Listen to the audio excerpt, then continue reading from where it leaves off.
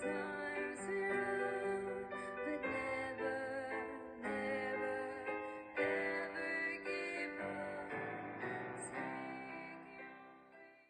Vriende, welkom by vanoggend se saamkuier en saamgesels. Dis lekker om so by julle te kan wees.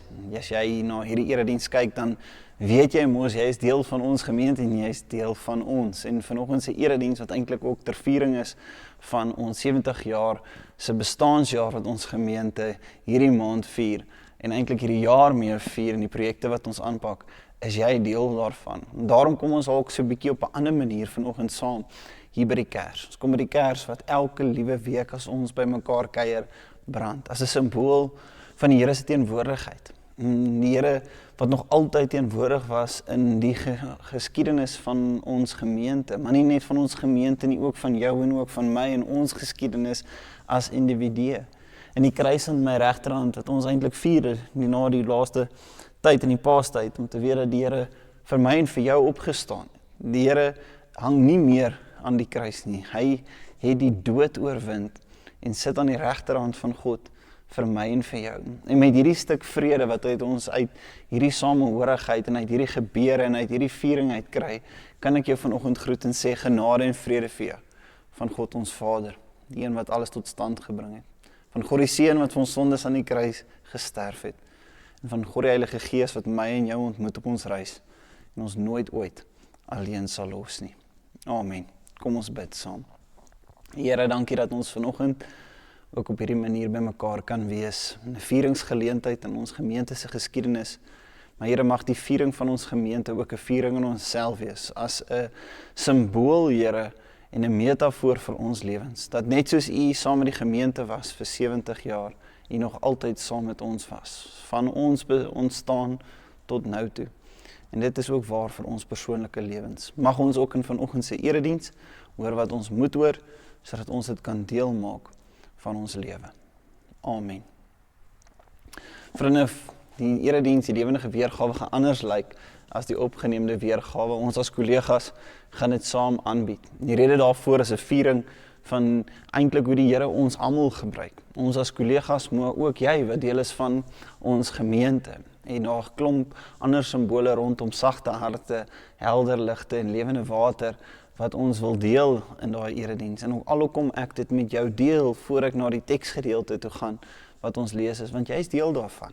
Wanneer jy nou kyk, as jy deel van ons gemeente, wanneer ons droom in die toekoms in, vir ons as gelowiges, vir ons as 'n gemeente wat 'n pad stap saam met die Here.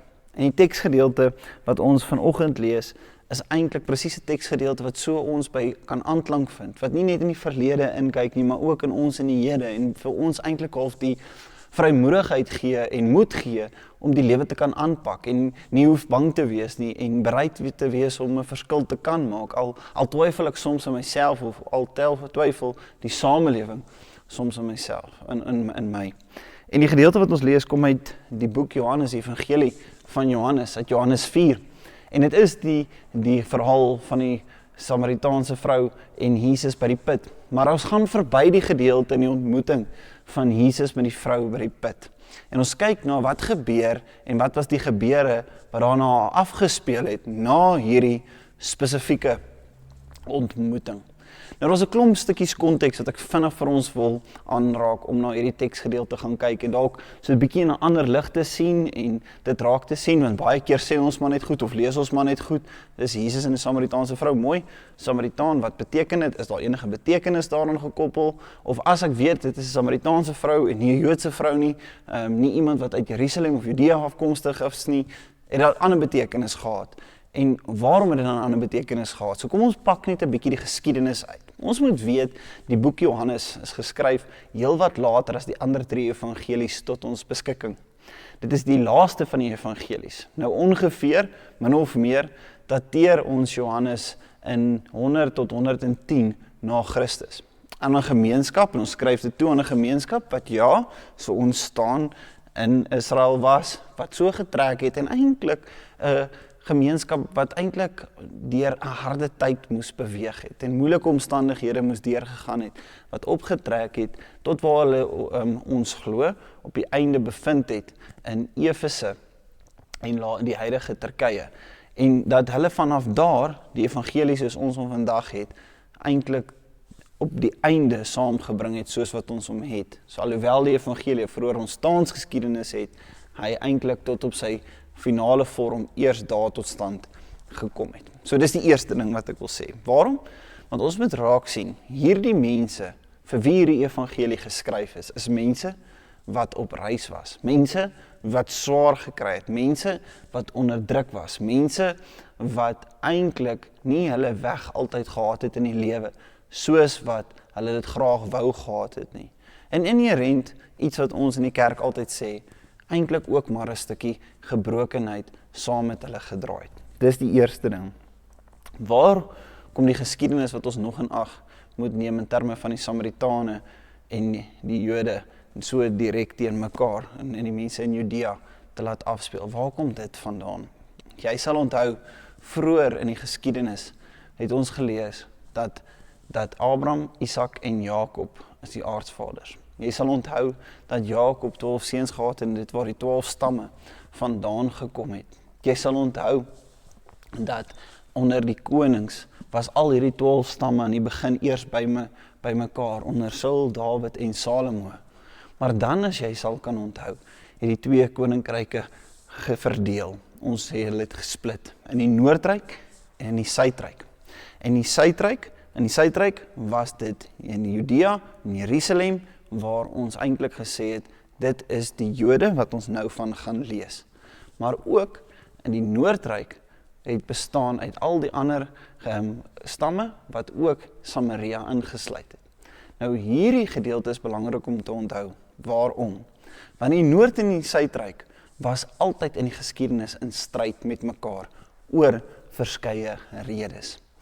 In 722 voor Christus is die Noordryk verslaan deur die Assiriërs. Wat daar gebeur het is, hulle het eintlik tot 'n val gekom. En die Suidryk het vir hulle gesê, weet julle, sien, dis omdat julle nie eintlik weet wie die Here is nie. Is op gevolg van wat julle verkeerd gedoen het en julle nie gegreep het op wie die Here is, dat hierdie met julle plaasgevind het nie.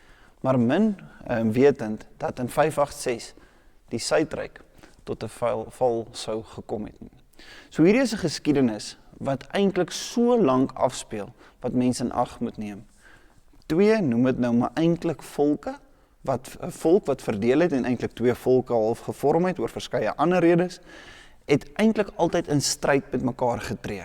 Soveel so dat hulle sê, ons praat nie meer met mekaar nie, ons wil nie meer met mekaar praat nie, want die een het vir die ander gesê, ons is beter as jy.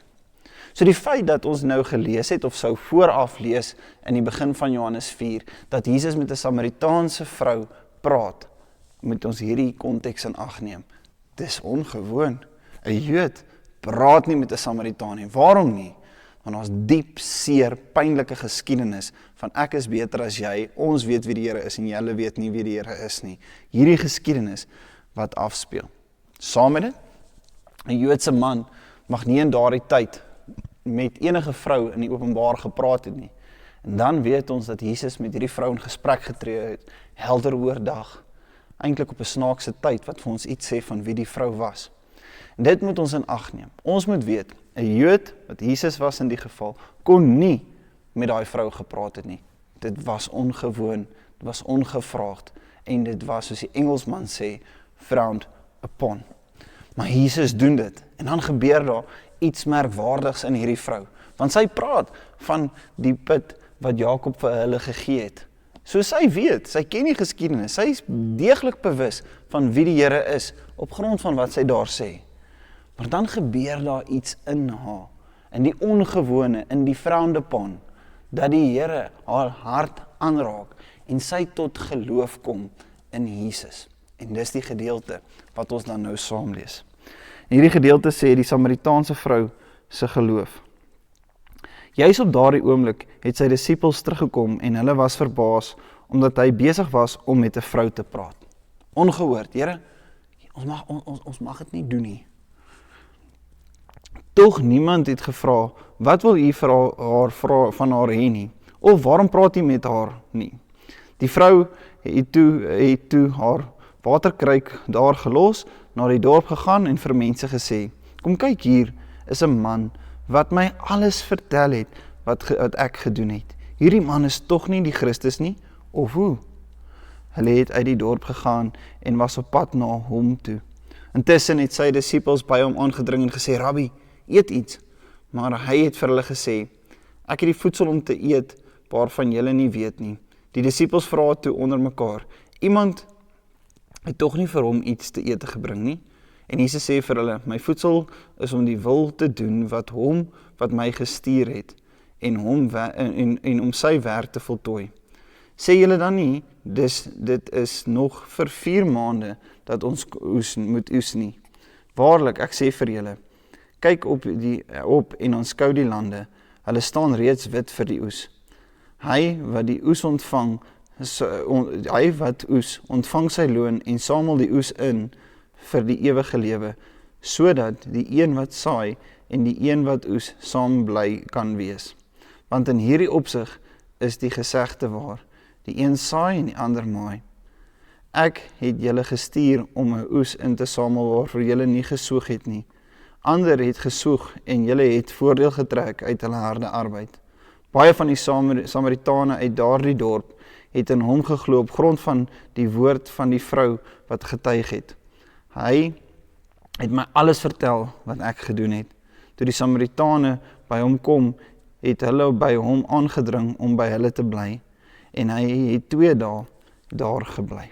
Kom ons lees net tot sover. Eintlik moet ek dalk 'n stukkie ver lees wat sê, nog baie meer van hulle het op grond van sy woorde tot geloof gekom, en vir die vrou gesê, ons glo nie meer op grond van wat jy gesê het nie, want ons het hom self gehoor, en ons weet dat hy waarlik die verlosser van hierdie wêreld is. Tot sover. Hier gebeur eintlik 'n ongelooflike wonderwerk, eintlik 2 wonderwerke in hierdie gedeelte. Natuurlik, die vrou wat tot geloof kom. Maar die tweede wonderwerk wat plaasvind, is die mense, die volk of die stam of die mense in die dorp van die vrou, wat op grond van haar getuienis tot geloof kom. Waarom is dit uniek? Want 'n vrou het nie aansien geniet in daai tyd nie. En wanneer 'n vrou dan met mense praat en hulle kom tot geloof, is dit 'n wonderwerk. Maar meer as dit, hulle het haar geglo, alhoewel hulle geweet het en haar geken het, vir wie sy werklik is. En die wonderwerk wat daar moes gebeur het, is eintlik so iets om oor opgewonde te raak. Want die mense in daai dorpie sou presies geweet het wie die vrou is. Hulle sou geweet het dat sy nie tans 'n man het nie, net soos wat Jesus vir haar gesê het.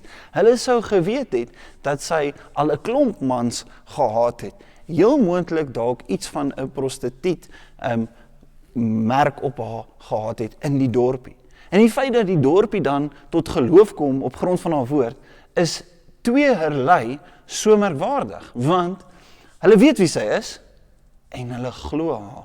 En 'n vrou praat en mense kom tot geloof. En dan verder hoor ons dat die mense vir haar sê aan die einde wat ons saam gelees het. Weet jy, ons glo nie nou meer op grond van wat jy gesê het nie, want ons het homself hoor praat. Waar hierdie 2 prentjies wat geskets is, eintlik inherent een geword het. Dis so kosbaar. Wat het in die vrou gebeur? 'n skewe kruisvrou, in ons taal, alleen metafories, kom ek koppel dit as jy dit nie weet nie. Ons in ons gemeente het 'n kruis waar die een arm langer is, wat eintlik alleen 'n simbool is van ons menslike gebrokenheid. 'n Vrou wat nie aansien beleef nie, wat eintlik in hierdie skets van 'n skewe kruis of 'n oneweredige kruis is beter 'n verwoording daarvan, eintlik tot reg kom. Iemand op wie die gemeenskap neersien. Sy, en dit is bitter belangrik om raak te hoor, ondergaan 'n hartsverandering. Want as sy nie 'n hartsverandering ondergaan het nie, sou haar getuienis geen water gedra het nie. Wat bedoel ek daarmee? Ekskuus. As haar hart nie verander het nie, sou mense gesê het, jy sê nou die, maar weet jy wat, ons sien nog steeds, dat jy maar lewe soos wat jy lewe.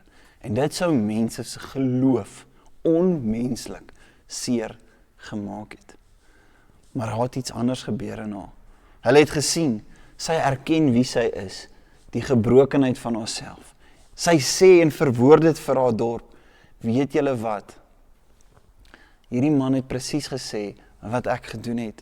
Ek aanvaar dit, maar ek sien dat hy my lewe verander het. En op grond van daai egtheid, opregtheid van getuienis, leef sy anders en bring sy ander mense tot geloof in die Here. Dit het nooit oor haar gegaan nie, maar altyd oor die Here van wie sy getuig het. Jy sien, vir my en vir jou sê dit eintlik dan so baie meer.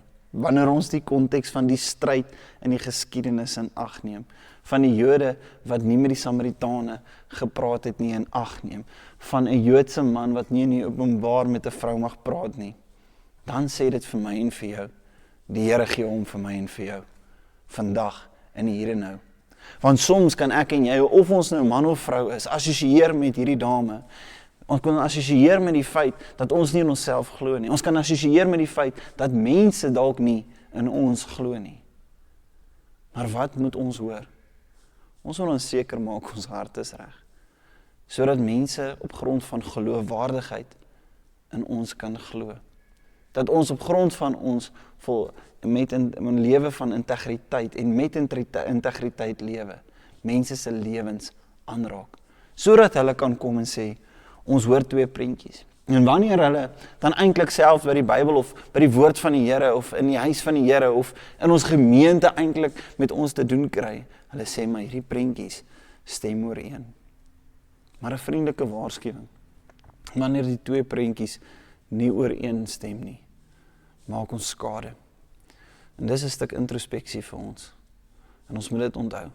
Dit sit 'n stuk verantwoordelikheid op ons. Dit maak 'n las op ons skouers swaar. Maar die Here glo in ons. Wil ons dit toeëien?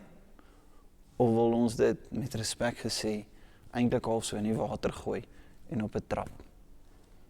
Ons moet onthou, ons kan 'n verskil maak. Ons moet onthou, ons is maar net gebroke mens. Ons moet onthou, die lewe gaan nie oor my nie. Dit gaan oor ons. Maar dit gaan meer as dit oor ons wat 'n pad stap saam met die Here. Nog altyd, nou en vir altyd. Amen. Kom ons bid saam. Here, dankie dat ons kan weet dat U in ons glo en dat U eintlik ons gebrokenheid omarm. Help ons daarom om ons eie gebrokenheid te omarm en vorentoe te kyk in die toekoms in. Amen. Vriende, ek het van die begin gesê van ons projek wat ons wil aanpak of wat ons besig is om te droom in die toekoms in die gemeente en 'n projek wat ons aanpak is die oordoen van ons konsistorie eintlik half in 'n ruimte wat jeugvriendelik is, bedieningsvriendelik is, wat ons fondse insamel. Ons het hierdie Sondag ete by die kerk en as jy nie daarvan geweet het nie of jy wil hoor wat ons daar gaan doen, jy wil daar betrokke raak, het sy finansiëel of jy iemand is wat bouwerk doen of op 'n ander manier 'n bydrae kan lewer, kan kontak ons gerus, want ons wil saam met julle die Here bly dien vir altyd. Nie net vir 70 jaar nie, maar vir hoe lank al die Here ons ook al sal seën. Ontvang ook nou die seën van die Here. Die genade van ons Here Jesus Christus, die liefde van God, die gemeenskap van die Heilige Gees sal met julle elkeen wees en bly. Amen.